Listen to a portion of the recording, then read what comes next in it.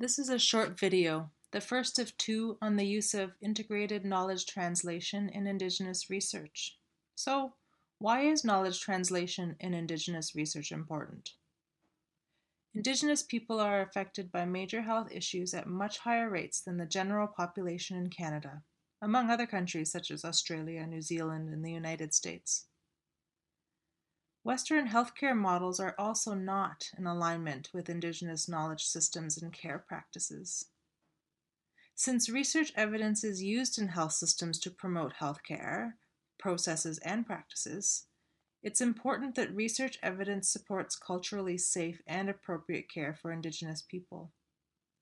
This means research must be useful, relevant, and applicable by those who will both deliver and benefit from the health services.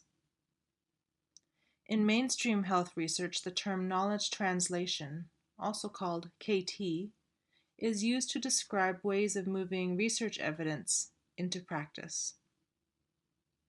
In mainstream health research literature, workshops, and funding sources, there's not much about KT that is by and with Indigenous peoples, also known as Indigenous KT.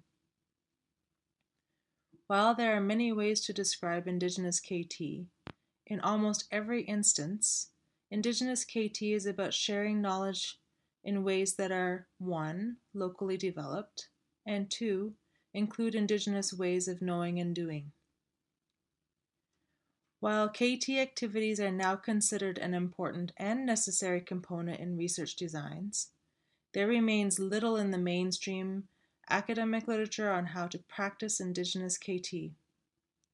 Please watch the next video to learn more about how an integrated KT approach is both relevant and perhaps necessary when conducting research with Indigenous groups or communities.